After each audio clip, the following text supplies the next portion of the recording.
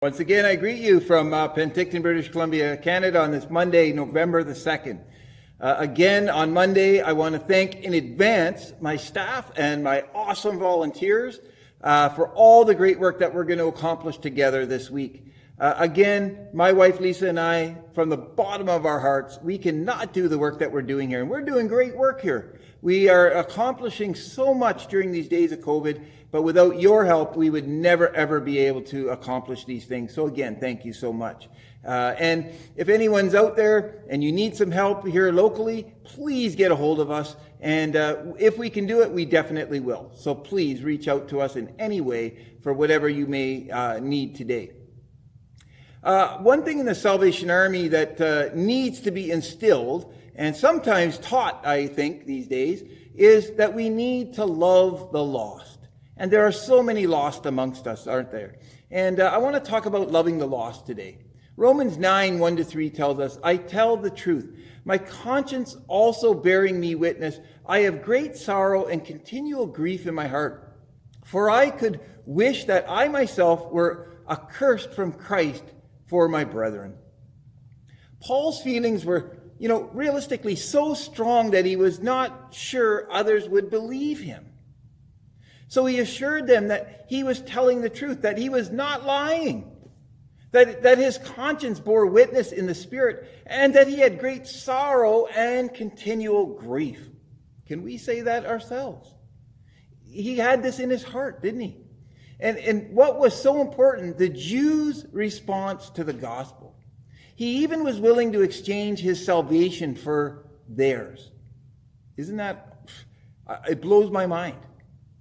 If it were possible, he would sacrifice himself on behalf of the Jews and himself be cursed by God in their stead. That was the degree of his passion. Paul cared deeply about the Jews, his people. But in fact, he also was demonstrating his commitment to God and his kingdom. He knew that the gospel message was true, and he realized the implications for those who rejected salvation. We need to have a heart for that, don't we? Paul had dedicated his life and everything he had to reach people with the gospel. We need to have that passion, folks. Today, God is looking for people with that same kind of dedication and that same kind of passion for the gospel. Do you have it?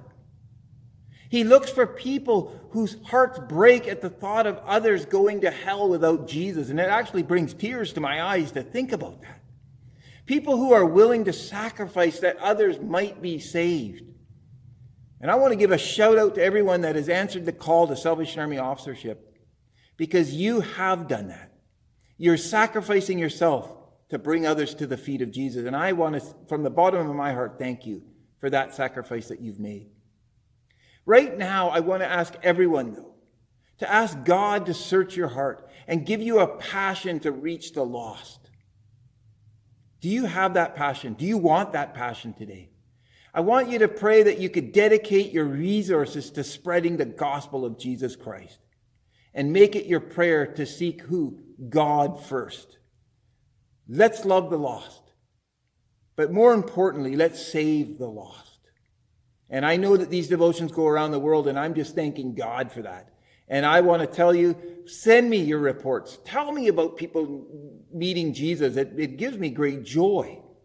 But we need to be and have the passion for the lost, don't we? Let's pray.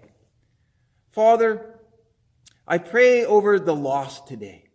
I pray over your believers today. Not only who are listening to this devotion, but worldwide, anyone claiming to know Jesus Christ, may you give us the passion to seek out the lost again today. And I commit all of these people into your hands, God. But open my eyes, open my heart, open my hands, put your wings on my feet to go and reach the lost today. And I pray that over my friends watching today. In your heavenly and precious name, Jesus, we do pray. Amen. Be blessed today and get a heart for the lost.